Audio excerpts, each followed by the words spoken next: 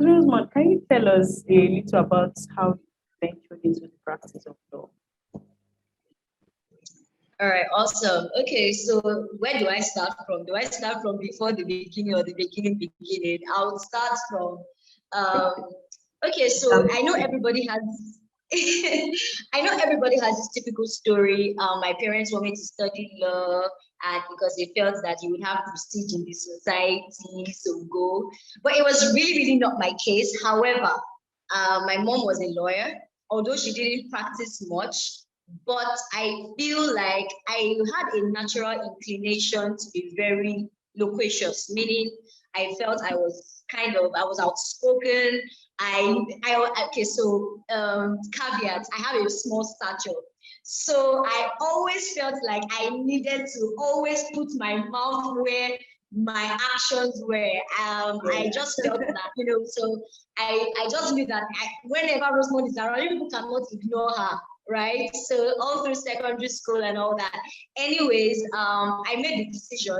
My mom encouraged me, and I studied law at University of Benin. The truth was that it was really not a do or die affair. Like, if I didn't get law, I was ready to go to ISD, economics, whatever, right? But I found myself first attempt. I got law. I was like, okay, cool, fantastic. So I never really had this I'm going to change the world kind of thing when I started, or I got into decision that I was going to study. It was just, I just felt, okay, what aspect of education would actually embolden my speaking skills, my cognitive skills, and my analytical skills, right? I was really, really not moved by what I was seeing on TV dramas, because at that young age, I knew that the Nigerian judicial system was not that, right? I just wanted I didn't know to speak, right? So yes, so I started that. I got into university, and it was Glasgow, because unlike what you see on TV, what you see in school is completely different.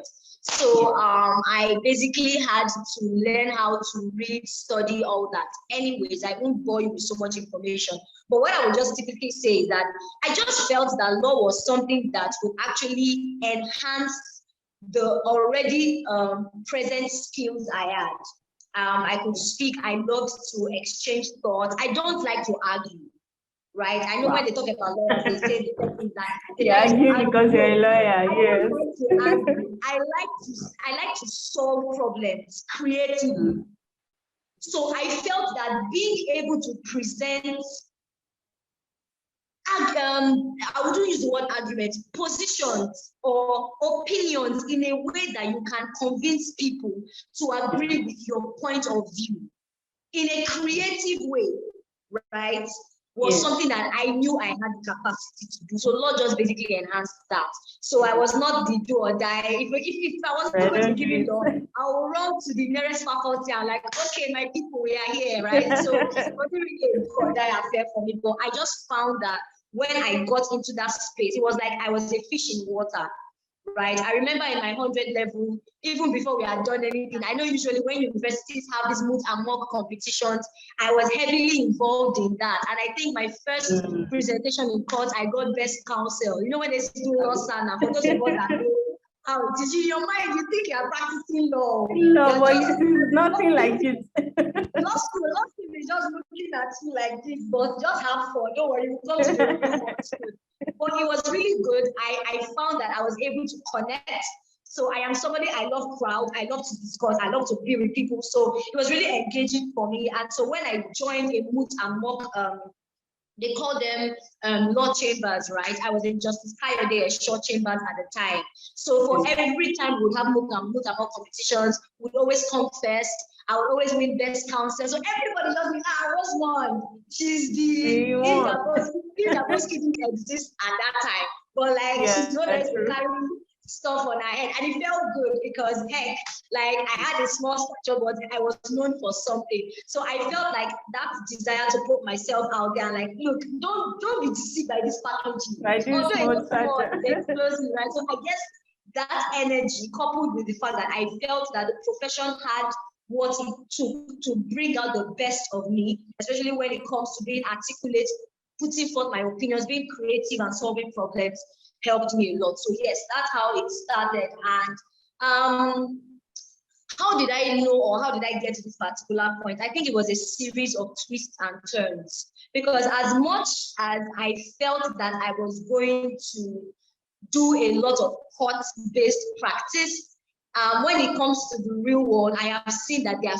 so many dimensions to being a lawyer, not just being able to speak, not just being able to shout on the top of your lungs and quote sections. There is so much that being a lawyer is right now that I didn't know then, but at least the energy was good enough to get me started, and knowledge sustained that energy. So I think that's what it was for me. It was a combination of drive, passion, desire, knowledge, and just that of I can do this, right? It was not really rosy, I will tell you. I think my first semester 100 level, I flunked completely. I don't know what I was doing, whether I was doing paraco or something, I don't know, but but I will just tell you that I got myself together, and I think I did well. Leaving law school was a blast. It's been 7 years. Yes, this is my 7th year. I think I turned 7 at the bar. That was in November. It's been an amazing journey for me. And one thing I will summarize here is that getting clarity doesn't come on the first year, the second, or the third year. So for the persons listening, you may be in the profession, but at this point you are still not so sure about what exactly you love, what exactly your specializations are. I know we're going to talk about it in the course of this session, but I just want to say clarity comes in the journey. So I realized that in making people get better, I found myself getting better. In solving other people's problems, I saw myself getting more clarity about different aspects of practice I actually wanted to be, and that's what has guided me to date. So I love to share my experience with people who are struggling to find themselves or don't even know why they are here in the first place, especially if they were forced or coerced to study or to become a practitioner. Exactly. I can tell you that you can find purpose in that confusion if you just know how to be properly guided and mentored, as I was. So yeah, that's it. Thank you so much. Thank you so much. I think we'll pick a few important points from what you said. Okay, this leads me to, although you've mentioned this in the course of speaking, you said your mom studied law and all of that. Yeah. That played a little role. So it leads me to my next question. So someone once said that the person who ventures out into something which he or she does not have a legacy, like you don't have, oh, I'm a legacy child, my father is a senior advocate and all of that. That person inevitably tends to put in much more effort than those people who have a legacy that they are building on. And it's like doing something different from what your predecessors have done, right? So you don't have something to fall back on. And I know this is very true, especially for people who are like the first lawyers in their family. So would you say that, how would you encourage such a person, someone who you don't have that legacy? I know in your own case, I don't know if you would be in the best position to answer, especially because your mom is a lawyer, but you did say that it's not like an active practice. So did you have this legacy upon which you said, oh, this is my career and this is how I want to do it. I've seen what Mr. A has done, be it my uncle, my auntie, and all of that. And this is how I want to build my career. Okay, so fantastic question, and I'm glad that I even have to answer this, because now my mom was a lawyer, but my mom I never grew and saw my mom in court one day. Right? My mom was an in-house counsel. She was a corporate counsel in the now defunct Societe Generale Bank. Right? So as growing up, I only saw that she had big and gown somewhere. I never saw her in court one day like this. So I would just say that I was guided by intuition. But what I would tell people who don't really have familiar experiences to fall into is the fact that you are lucky, and you are lucky why? Because there is so much information out there when it comes to surrounding yourself with the right mental groups, especially when you are trying to make a decision whether you want to study law or you are already in the field and you feel lost.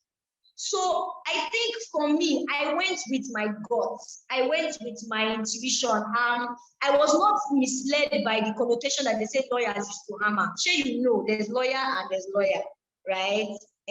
So let's not even go to that a part. question on that.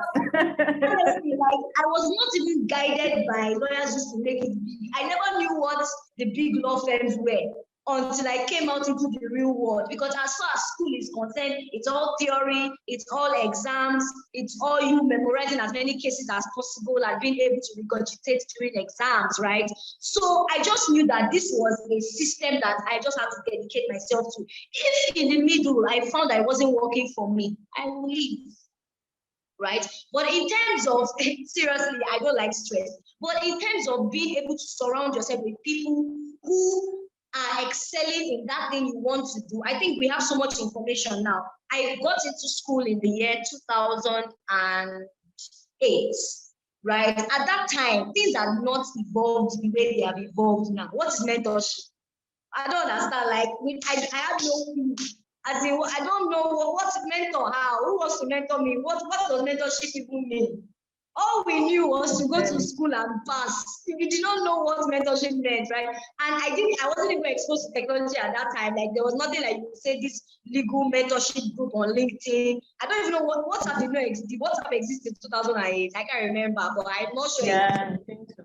I don't know. It was, I think WhatsApp came in like 2 years after or something. So there was the ecosystem wasn't there. So I really had to be self-motivated at that point, because I couldn't keep looking at, oh, this person is doing this. I didn't have that reference.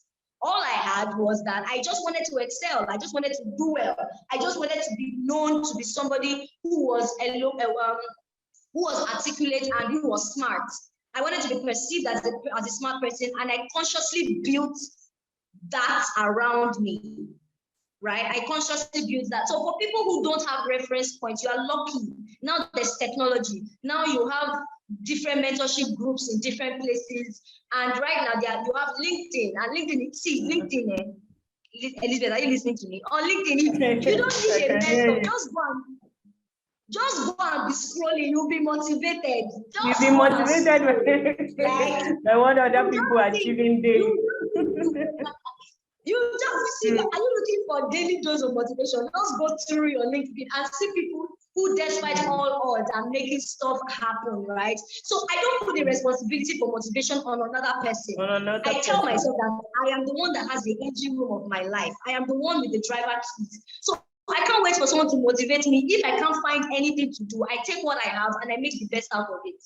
So that's just my, I would say, my ideology. So a lot of people have backups, a lot of people have people who encourage them, which is good. And we have that now. But if you're in a position where you feel lost, please look inward and ask yourself, do you really want to do this? And if yes, block out the noises of people who are naysayers and people who discourage you, and get that motivation by yourself and use the resources that are available to you, like technology. So that's what I would say. I like the way you put it. You said look inwards and then motivate yourself. Okay, so that would lead me to the question that is a bit away from all of this now. To ask, you know, it's very essential now that we are lawyers and we're in the profession and the system. We are so many, right? And the competition is stiff. That's just the truth. You get on your plan, especially if you're someone who is, because you're a lawyer, because you're trying to practice in that space, you also happen to have a whole lot of lawyers around you. So you just realize that, is there really something new for me to bring to the table? So I want to ask, how would you and also following from the background that recently you started your mentoring program, recently you also co-founded an application, sealed app, and all of that. Can you tell us how it has been being able to pivot your career from just litigation, from just what we call practice? Because most of us that don't have to go to court every single day, we are not regarded as lawyers. so how have you been able to pivot your career? Oh my God, wow. Like, okay, so this is an amazing question, because honestly, the world out there, permit me to use this expression, in choke. Why? Because there are so many excellent people out there. You know, a lot of people say that if you're not practicing in the big five, you know what I mean by the big five in the law community now, that you have not arrived, like your legal practice has not started yet. So I would share like a short experience going out of NYC. So I went to law school, right? That was in 2014. I was called to bar in 2014. I went for service, NYC and all that. I sat down and I asked myself a question. I said, Rosemond, right now, you don't have any connect. There's nobody that will go and drop your name as names in quotes and say, oh yeah, put her into a law firm. What are you going to do? And my story is so unique, and I don't think I've shared this publicly before, and I'm so happy that I'm sharing it here. 2015 ending, I was done with NYC, so I was back to Lagos. I served in Osun State, and I came back to Lagos, and I was just like, you know, the normal things that people will do now. They'll just sit down, they'll be writing CVs, sending CVs. The truth is that yes, so I will not lie, I sent CVs out because I needed employment at that point in time. But nobody was calling me back. Nobody was calling me back, as good as my results were and everything. So what did I do? I went, so let me tell you what I did. Like, because you mentioned this issue about mentoring for young lawyers, I'll tell you how everything just moved together. I went to the Nigerian Bar Association Secretariat, and I was just going there. As at that time, I would just go there and I would just go to the library, I would read, I would go to court, just observe. I was just, because you don't get opportunities by sitting down in your house and just praying. Exactly. You have to go out. If nobody is calling you, you go out. Do you understand? I didn't have money on me at that time. But I remember that I would go to the NBA secretariat in Ikeja. I was in Ikeja. So I would go there, I would sit down, I would read authorities, I would just try, do stuff, go to court. I told myself that I was working. I told myself that I had a job. My job was to learn and see how things were in the real world. So that's what I did. Not in less than 2 weeks, I got connected with the then MBA chairman of the Ikeja branch, who took me into his law firm. So he didn't give me an employment as it were, but he just allowed me accompany him to court, allowed me, you know, just go to his office and do stuff like that. And he was giving me something, right? That was the first start. I said, no. Sorry, I hope I've not lost you. Can you hear me? No, I can hear you. I can hear you. Awesome, because your screen froze for a second, so I want to be sure that everybody is getting it. Okay, so he was giving me something light. I was like, but in my head, I was like, God, this is not the plan. This is not the plan. I'm not, this is a temporary posting. I'm not going to be here forever, right? So I just felt like, okay, what am I going to do, right? So back to LinkedIn. I looked at myself. So like I said, it started from me looking inward. We're talking about pivoting, right? I've gone through a lot of transitions. I went to LinkedIn and I said, okay, Rosemond, you love to research. You love to take information and write about it. What do you do? So do you know what I did? I took up a particular topic, which was privacy data protection. As at 2015, before data protection became a thing, I wrote like a 24-page article on LinkedIn. It's still there. You can check my LinkedIn feed. One of the first articles I wrote, and I was writing consistently. And then I just realized that a business magazine, an African legal business magazine, reached out to me and said, oh, they would love to publish my article on their website and all that. I was like, oh, okay, cool. And then I gave them the authority. They cited me and stuff. I was like, okay, let's be doing this writing on LinkedIn. That was 2015. You see how long ago it was. And I kept writing. Guess what? I was contacted by a judge of the High Court in Abuja. I can't call his name for security purposes, right? And he reached out to me, sent me a direct message, said, I love what you write. Okay, can you help me do some research on this, on that? And I said, yes, why not? Summary was, I started writing his judgment. I started doing research for him. He was a current judge of the Akko jurisdiction in Abuja at that time. So I was writing for him. And then he just called me one day and said, Rosemond, are you working? I said, no, sir. He said, what would you like to get somewhere to work? And I said, yes, why not? So where do you want to? I gave him specifics. I said, I wanted my firm to be in Ikeja. I wanted it to be, I said, I gave him specifics. I was like, okay, don't worry. And he just didn't say anything. Only for him to call me like a week later and said, oh, I spoke to my colleague. We were classmates in law school. We actually slept in the same room. And I have fixed an interview for him and blah, blah, blah, blah, blah. And that is how I got my first job. I walked into the office at Keja, just exactly what I had said. And the truth is that I didn't even have an interview. We were just gisting. Why? Because somebody had taken my name and recommended me ahead of time. It was like magic. I was like, you know me now, I do not know anything. I took my laptop there. I was like, sir, let me show you all the articles I've written, because the only thing I did was to write, right? And he just laughed. And then we were talking about, instead of talking about law, we were discussing scripture. And I was like, okay, what is going on here? Like, I'm like, this is a Nollywood something. Story was, I was given an employment letter the next week, and I was there for 5 years. I was an associate, and posterity will not forgive me if I do not mention his name. Mr. Olatunde Adejugbe, SAN. He was a father, he was a mentor, he was everything that I looked up to.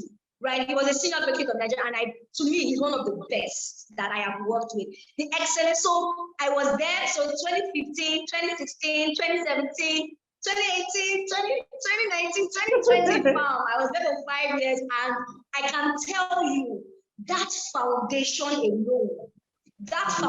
alone gave me everything I needed. It was like a toolkit to say, you know what, girl, you got this. Right? I remember times that I would go and discuss with him, and I began to undertake matters. So the firm was a corporate insolvency firm. For those that, of course, I know there are people on this call that will know my learned boss. And we did a lot of AMCON matters. We did a lot of corporate insolvency matters. We did criminal matters, major ones that got into the news. So the exposure was amazing. Imagine, of course, it was just a lot. And within that period, I just knew that, okay, I struggled a lot, I won't lie. A lot of you are saying, oh, this is inspiring. The truth is, it was hard too, especially when you're working with somebody whose standard of excellence is like off the roof, right? This is somebody that you'll be discussing. Before you're talking one position of law, he's quoting the law, he's quoting the part, he's quoting the page. I'm like, hey, God, when are we going to get here? Get to this point. It was just so inspiring. It was just so inspiring, and being exposed to that level of knowledge, of excellence so early. I think what it did to me was that it recalibrated the way I saw legal practice. I don't think I would have the same mindset that I have now if I started with a charge and bail law firm, running up and down the streets of the magistrate court, looking for the nearest person to pay. I'm sorry, with all due respect to those who have to start that way. But I'm saying that exposure for me was a very huge key for being able to stabilize myself. Anyways, COVID happened, and I knew that my time there was gradually coming to an end. I sensed it. Right, and I knew that, you know what, I really don't want to really do this wig and gown cut thing. What else? And I was already fundamentally sound in corporate law, so I knew at that point. So it took 5 years, and I really told myself that honestly, I wanted to do pupillage for a while, and I really recommend it to lawyers out there. I know a lot of people start solo, a lot of people start with partnerships and all that, but for me, it worked because I was able to see how people get these things done. So I realized that in 2020 March, an offer came. I was supposed to transit into another employment, which fell through. It didn't work. So I said, okay, what shall we do here? I already got the blessing of my boss, and he was like, you know what? Your path is unique. You can't be everyone. I pray for you that you are able to find yourself, find the next thing that you need to do as a person, and your path is made plain. He prayed for me. He wished me all the best. And it took some time. And March 2020, during the lockdown, everybody was home, working from home. I officially left the firm in July. And I was in between jobs, I'll use that word, for 6 months. Nobody knew this part. Guess what? It was in that 6-month period that like I said, everything you need is really, really inside. You just need to be still enough. I remember that time, I think it was in March 29th, the last week of March. And I just thought to myself, I'm really grateful, regardless of the disappointment I have that this job I was expecting to go into didn't come through. what do I have in my hand? What do I have? Do you know what I did? All of a sudden, I saw a post by Francisco Frank Ramos, who was like a global legal practitioner in the US, posts a lot on LinkedIn encouraging young lawyers.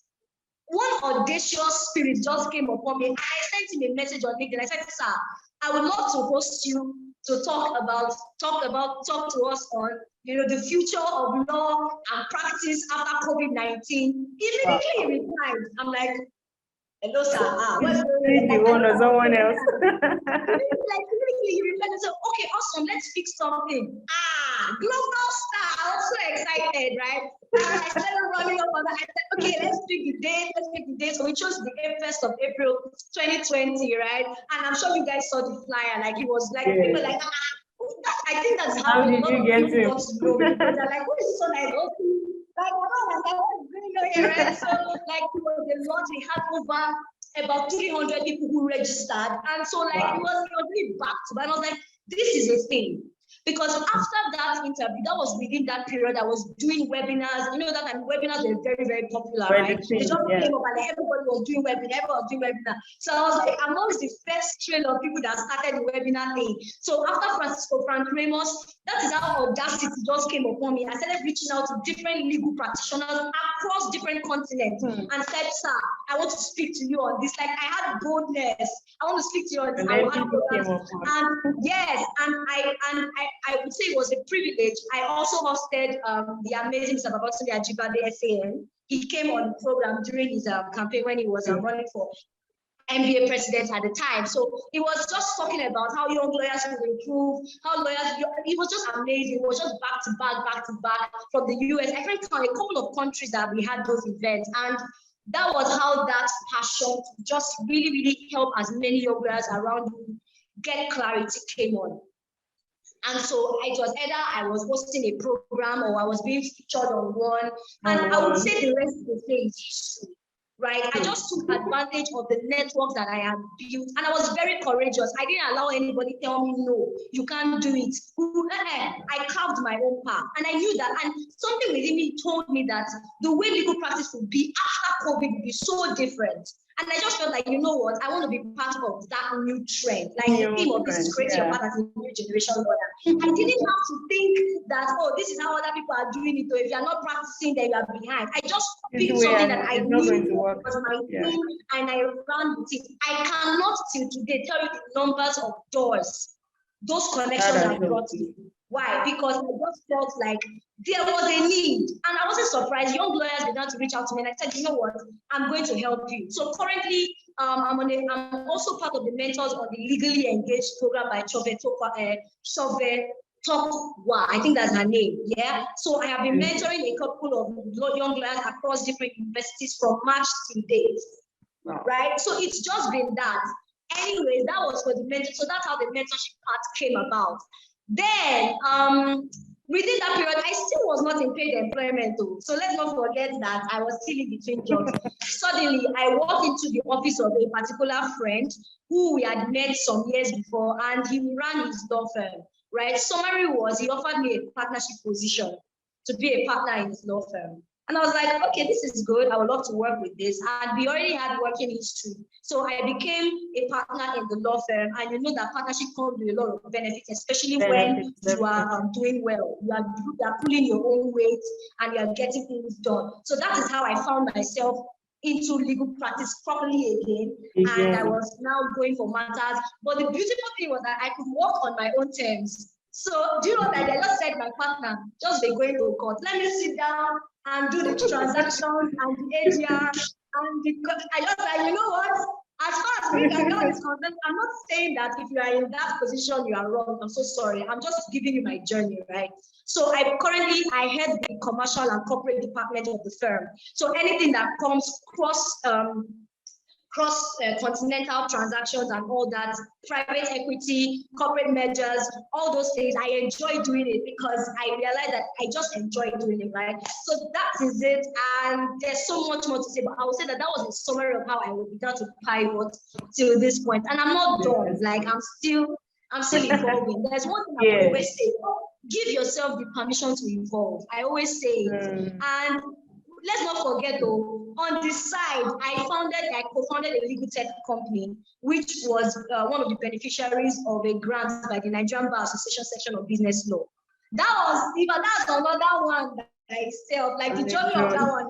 I can't even mention it, but I would just say that it's been a series of experiences, and I will summarize with this. In everything that looks like a downtime, use that as a preparation period, because if I didn't use that opportunity that I was in between to really, really build and organize my thoughts, articulate what I really wanted to do, I would not have been discerning enough to spot the kind of opportunities I began to see around you and the kind of recognitions I began to get.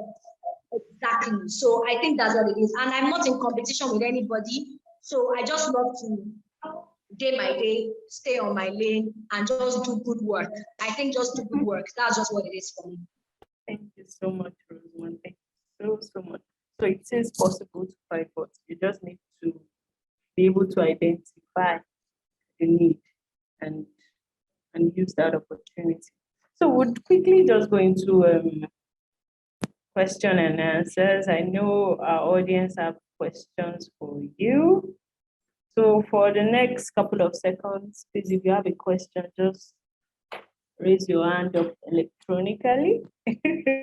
And then I will just pick randomly and Rosemond will be able to respond. So please, questions from participants. I noticed someone raised his hand some seconds ago. Do we have questions from the audience? Okay, I have a comment here. So Omolade Lawal says, nice one, Rosemond. This is very insightful. I love this quote. Give yourself permission to evolve. Yes, I absolutely love that quote as well. Do we have any question from a participant?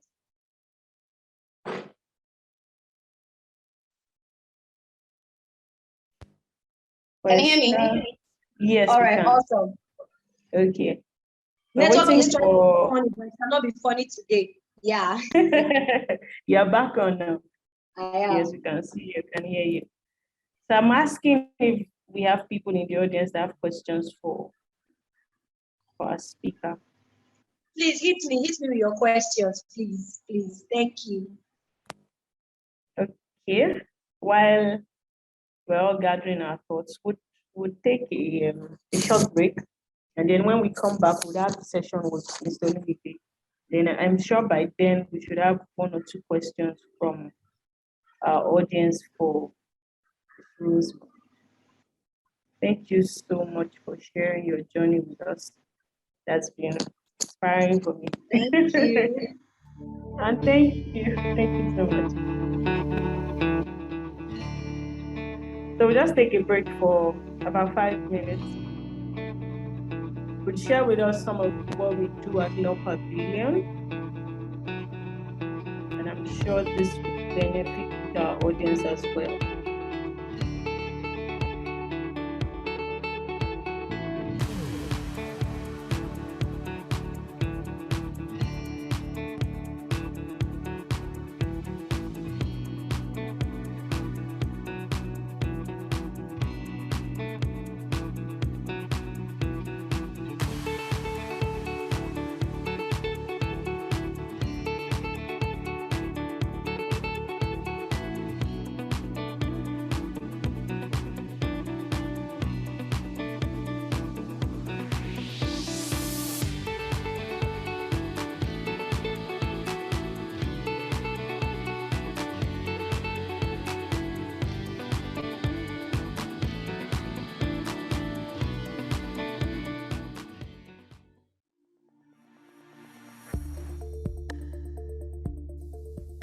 Knowledge, they say, is power, but knowledge on its own is nothing. The application of knowledge, now that's the real power. As a Nigerian, knowing your rights and duties is not only important, it is your entitlement. Introducing Law Rights, a mobile application that provides you with super fast and easy access to your rights and duties as provided by the Constitution and other laws in Nigeria. Start protecting yourself today by learning your basic rights. Report violations and contact lawyers when needed. Access a list of your local government, state and federal representatives. Download Law Rights today and get help you need on the go.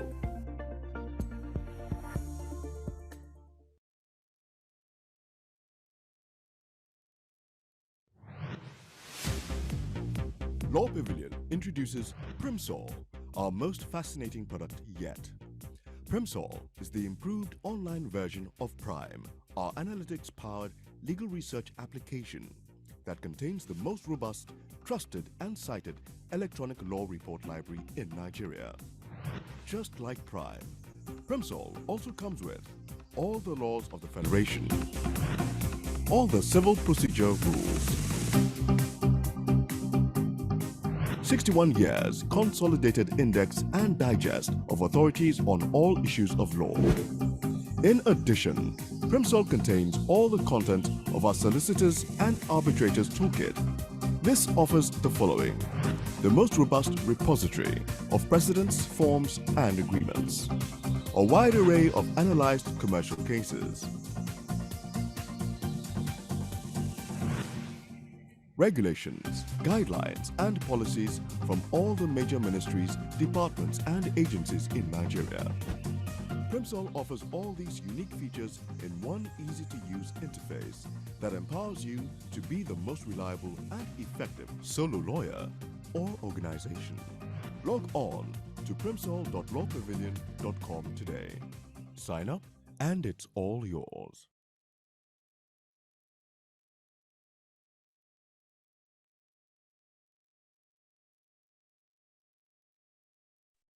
So about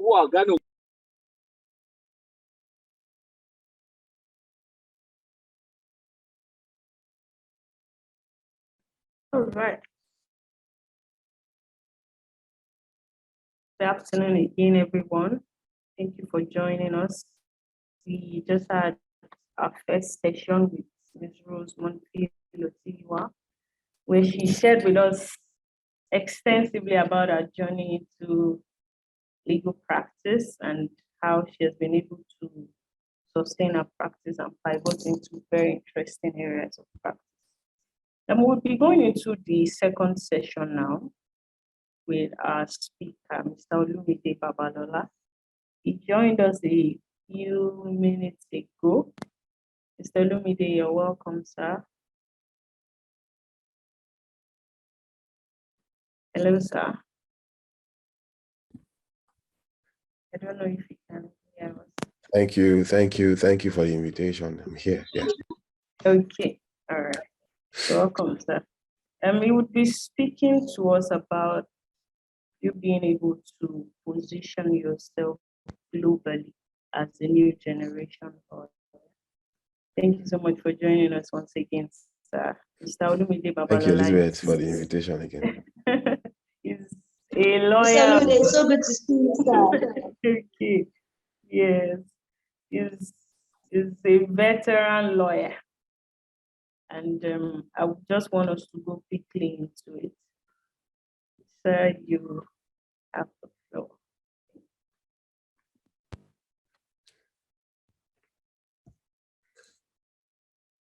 Oh, what did you say? I didn't get that. Sorry.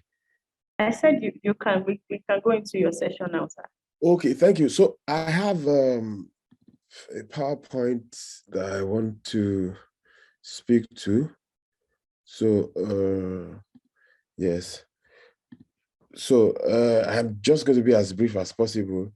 Well, I think Rosemond has said some of these things that I would ordinarily want to say, especially when it has to do with talking to young lawyers. And my own trajectory is also a very unconventional one. I never worked in a big law firm. I didn't even have mentors like that.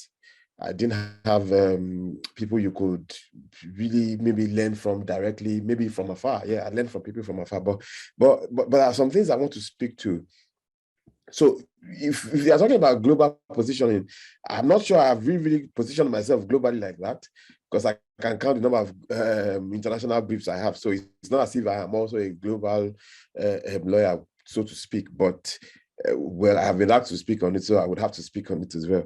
Now, so the first thing I would always tell people, young lawyers, everybody is discovering yourself is very, very important. Self-discovery is extremely important. Anything you want to do at all, you must know who you are. Sorry, but yeah. So you must know who you are before you even venture into anything at all. So, and sometimes the journey of self-discovery doesn't follow the same pattern. Some people might discover themselves early in life. Some people, it takes time, but whatever it is. So William Shakespeare in Hamlet says that to thine whole self be true. You must, to yourself first. So what people tell you doesn't really matter now in some circumstances, but what you feel about yourself, knowing who you are, knowing then Janis Joplin says you shouldn't compromise yourself. You are all you have got. You don't have any other thing. So what exactly you are, please let me know when my time is up so that I can quickly round this up. So whatever you are able to make out of yourself, out of your life, it really matters a lot. So, and don't compromise yourself for anything. So sometimes when we want to recruit in my firm, I ask, really, what do you really want to do? Because whatever salary you think we are paying, at the end of the month, it doesn't even make sense anymore. Once you get it, once you deduct, okay, so this question is for Rosemond, not me. So once you take out your monthly expenses, the salary is almost gone. I don't really want to know how much you are paid, because your life is really centered around the salary. So you shouldn't really pattern your life after the salary. So you must know what you want to do. Discover yourself. Find yourself. Who are you? It's very important. Maybe it took me about 6 years also to discover myself. Well, in school, I knew I liked writing, but when exactly did I discover that I would now be a published author, it took me a while. I did like 5 years or 6 years in in-house counsel, as in-house counsel, and I had so much time in my hands to be able to now begin to think, really, my life cannot just be around coming to work in the morning and going back in the evening. There has to be more. There has to be definitely more to this. And maybe that helped me to then Aristotle says, know yourself. Not really what people are telling you, oh, I think you can teach. I have friends like that. People tell them a lot of things. Well, I think you do well in teaching. I think you do well. What about you? What do you think you do well in art? There are some tasks I've been given that I have had to respectfully decline because I know I won't do well in it. There are some things you ask me to talk about. I won't even look at the book. I won't read from the book. I will tell you because these are things I have done and these are things I enjoy doing. So knowing oneself is very key. Forget, and it helps you to even really break through. I mean, to really break through fast in life, because if you know really what you want to do, you won't settle for less. You will know where you should work. You will know what you should do. You will know what you enjoy doing. You know what you have the flair for. So that self-discovery is everything. It's everything. I'll tell you a bit of my story, maybe towards the end of this, but then this is very important for every young lawyer. Personal development. It's very important. Personal development tells me how much I think, Leo, how much I think you deserve to be paid. Because that is the amount of work you have put into yourself. So if you are developing yourself to a certain extent, when employers see you, or even when partners see you, when prospective partners see you, they place a kind of value on you. Now, what does it mean? Self-directed growth. You are the one. So Rose said something about you permitting yourself to grow or permitting yourself to scale. So this thing is about you. You are the one directing your trajectory in life. not your employer, not your boss, who has told you that you cannot become anything, or seniors who have told you that if you don't follow this path, you can't make anything in life. You remember that their own time, what was available to them at that time, they are not the same thing. Here, now we have technology. We have social media. We have artificial intelligence. So things are different. Now, your behavior also is important. You have to work on your behavior. Before now, I'll tell you, and I'll be very down to earth with you. Before, maybe my human relationship were not very top notch. So I discovered it and I started working on it. I'm still working in progress. But I really didn't relate well with people. I can't explain. But that's just me. Some people see me from afar and they're like, oh, they really want to be close. They get close and they say, this is a different Olumide entirely from what we used to see on social media and everything. So your behavioral improvement, you need to everyday work on it. How you relate with people, how you relate with clients, how you relate with colleagues, family, it's very important. And these are part of your personal development. Then soft skills, that's the most important. What devices do you know how to use? How good can you put technology into use? Your communication, how good do you communicate? Even if it's not good, work on it. Teamwork. Some people, if you put them in the team, they scatter the team. But young lawyers, because the thing about our profession is referral. People refer you.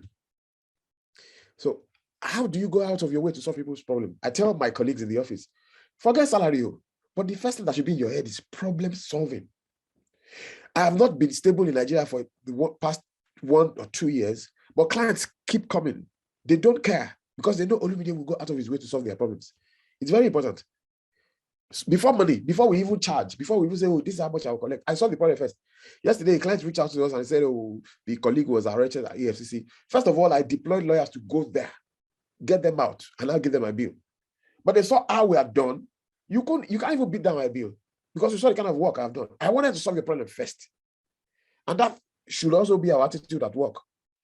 Try to solve the problem first. Then before you now think about what value will come to you. Adding value is extremely important to any human. What value do you want to add? You must be able to add value before you cannot think of the value that will come to you.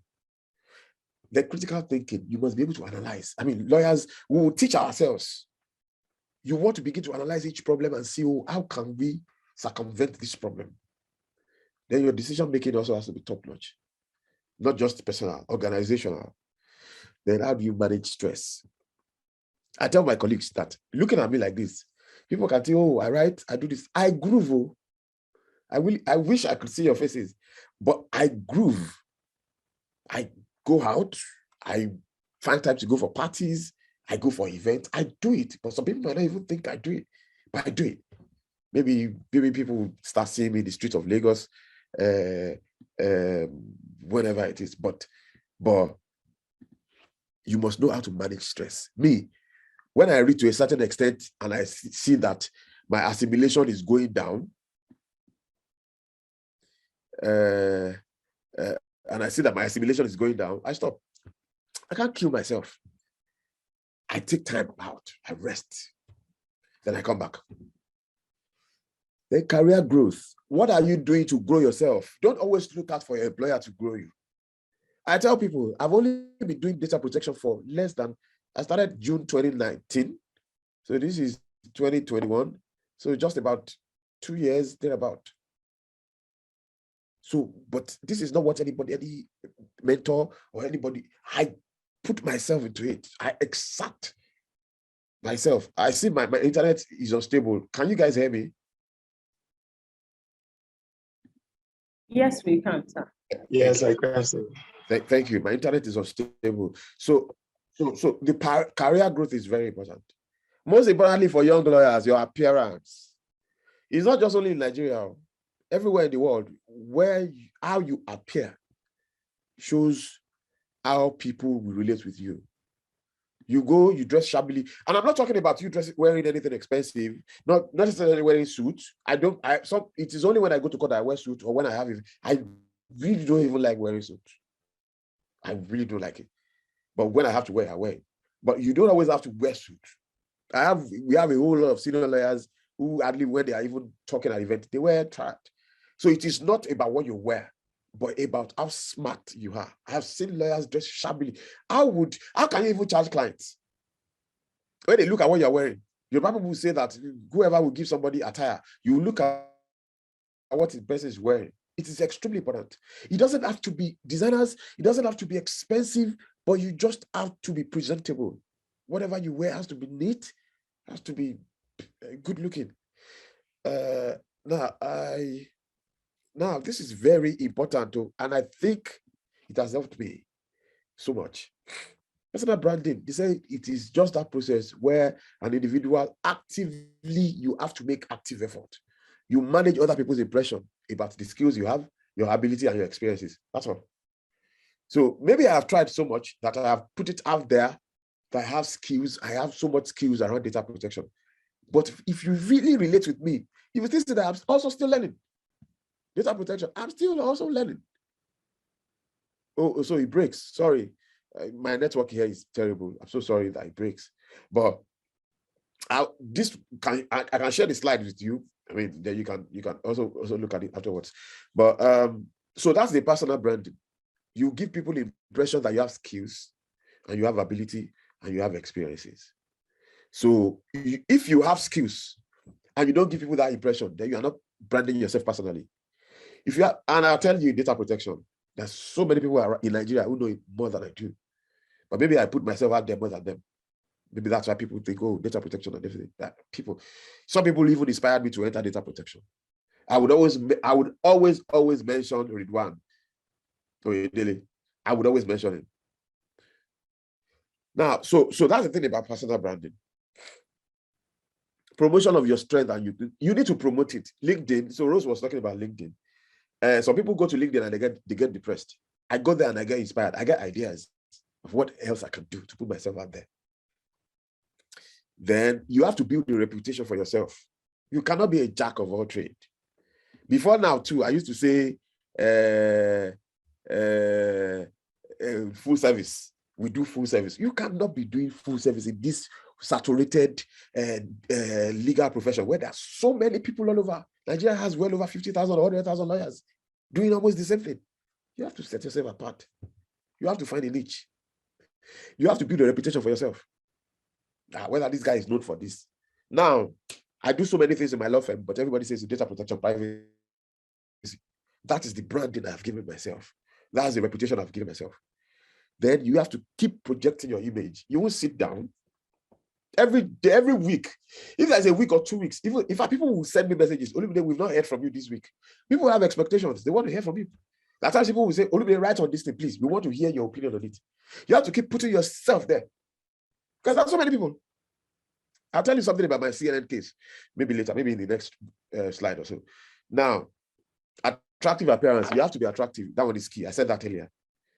Then the packaging part, you need to package yourself. Social media, they say fake it until you make it or something. I'm not going to say that, but you need to make yourself attractive.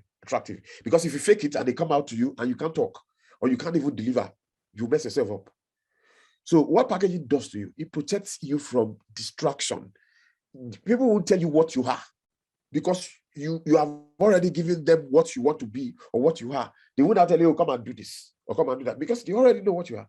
Then you have an identity. You are marketable. Whoever wants to market you is easy. Some people will tell us to submit CVs or tell us to submit proposals, or there's an insider who wants to speak. They are using your proposal to even market it. This person, this is what they have done, or this is what they can do. Then you are able to gather attraction to yourself. Then you improve your value. I have gotten. So I'm doing a master's in the UK. I sent them my CV. And so I sent them, I applied and I sent them a personal statement and everything. And in less than a couple of days, they gave me admission. A couple of days. It was extremely, my wife was surprised. It was extremely fast because I'm going to do masters in data protection. And I have so much to say about what I've done around data protection. I have branded myself around data protection. So I had improved my value. My value was already improved. So when the school saw it, what else would they be asking me? Some other school, some other people were asked to come and do interview. I was all over there, all over the place. A couple of my lecturers follow me on LinkedIn. That is the brand I've created for myself. So in class, some lecturers even say, we have read Olumide's article. My lecturers, my professors. So that's the brand I've given myself. Now, so that's the thing about branding, and I'm going to close on that. So CNN, so the CNN case, CNN actually reached out. So that's why I said, Putin had actually reached out to a lawyer before coming to me. But maybe they couldn't see so much on lawyer on the internet. They searched me on the internet. I saw a couple of things I'd done on media law. And when they reached out to me, the first thing they said was, we had seen what you had done, and we had also spoken to some people who actually recommended you. So you came in highly recommended. And all those things were things that were online. I had never seen them. I didn't know them. I had never. So it was just the things I had done online. So for a young lawyer, you would have to keep putting yourself out there. You would have to create a niche for yourself. Discover what you want to do. Discover what you like doing. Every other thing they pay me, I struggle. But data protection, even if they don't pay me, I'm happy doing it. Then closing remarks. You have to make the necessary noise. We have social media there to help us. I'm not saying you make yourself a nuisance. I see a lot of people, don't make yourself a nuisance. But the noise you are making, they are the necessary ones. Talking about the things you want to do after you must have identified yourself anyways. Then you need to always put yourself out there. Yeah, your network is important. Your network is very important. People you roll with, lawyers, non-lawyers, they will remember, oh, Olumide can do this, or this person can do this, come and do it. You have to build that network, is important. Then you have to watch people. So I have the same mentors. I don't know if I have mentors, but I have people I watch, and sometimes I pattern what I do around them. They don't know me. I don't even run after them because they are busy. And I have been lucky in life that some of my mentors have reached out to me to say, Olumide, come and do this for us. And I'm like, for real? People have been watching. So you have to watch people and also be able to pattern the good things, though, not the bad things anyways. Then identify needs and be able to provide solutions, because that is what keeps money on our table. That's what keeps food on our table as lawyers. What are the needs? What do people need? What are the problems? How do you solve them? Or do you just want to also rant about the problem? Which one can you solve at your level? So data protection, I found out, okay, there were no books. It was difficult. It was last year, March to April was about the most difficult, most intense period of my entire career. I was in the house during lockdown every day from Monday. I would wake at 6. I would be at my table. I'd beg my wife and my kids, please, let me just devote my time to this 3 months. And I did the case book of about, I read close to about maybe 300 cases. It was crazy. European decisions. And I had to bring out a case book. That was difficult, but it was a need. It was a need. And in London, I spoke in London 2 weeks ago about it. And people who would not ordinarily want to buy, they heard about it and they were already buying it on Amazon. But that's not even the story. But it's just that look for a need and try to fix it. Nigeria does not have a textbook on privacy and data protection. This year, while going to school, while supervising my law firm in Lagos, while looking after the family in the house, I found time. It was also intense, very intense. My first academic book, peer-reviewed. It was extremely intense. It was something I'd never done before. But it was a need I had to meet. I'm presenting the book next week.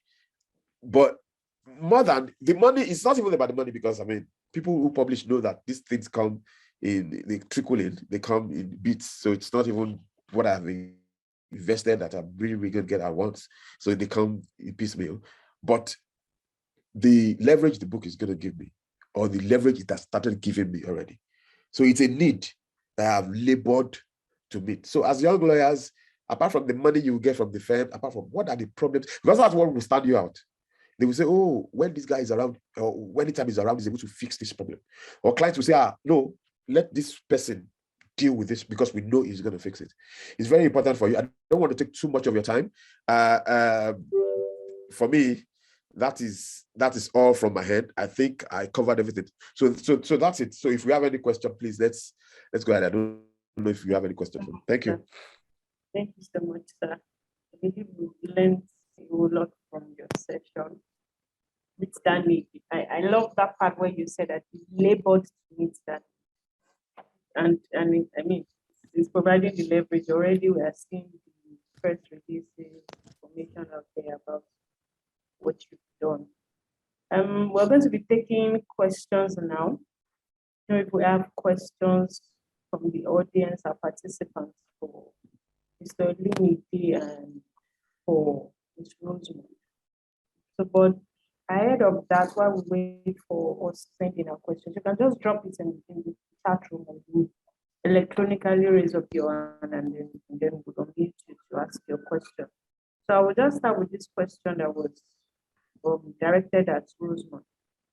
So the question was this: what place does content writing play when it comes to building a legal brand in the online space?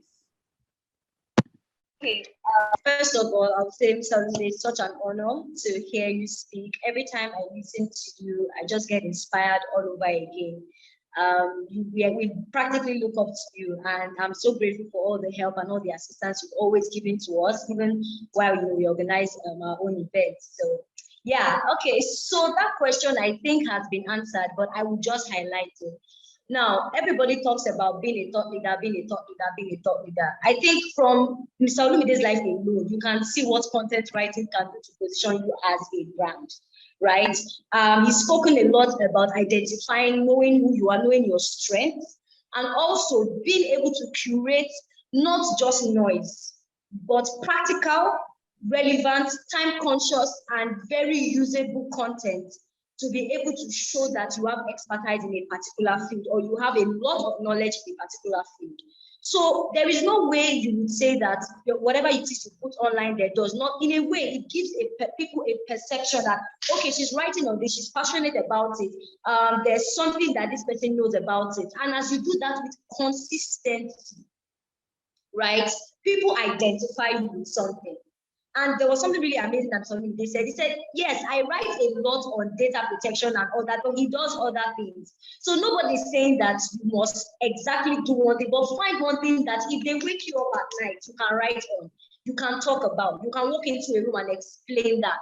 That is how people begin to perceive it. There's somebody on this call who just started his LinkedIn visibility, or I wouldn't narrow it to LinkedIn, you can write on other platforms as well. But he leveraged, that particular social network.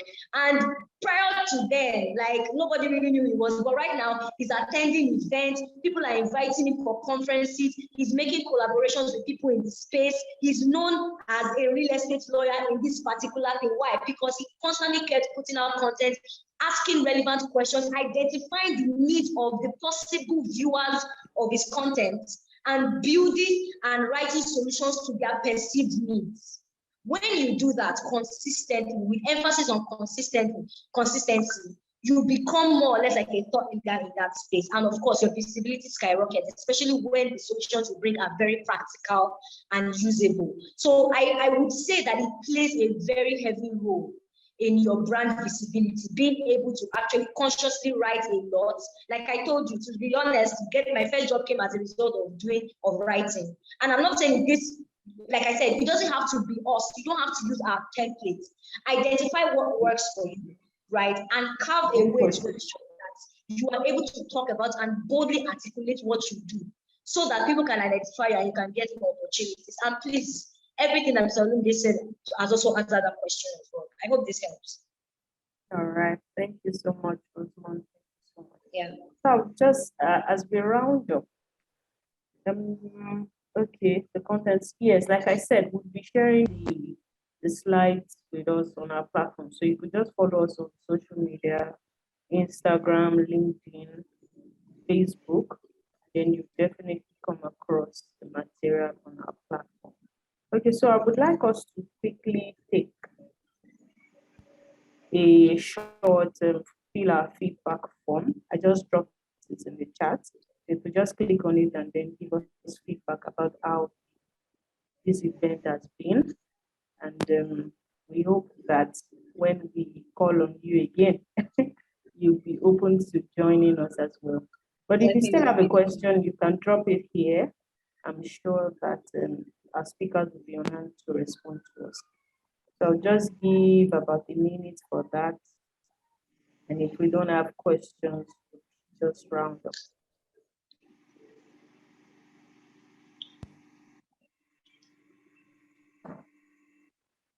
Okay, so someone is asking here, Titilope, she's saying, is there any way we can reach out to any of the speakers for mentoring?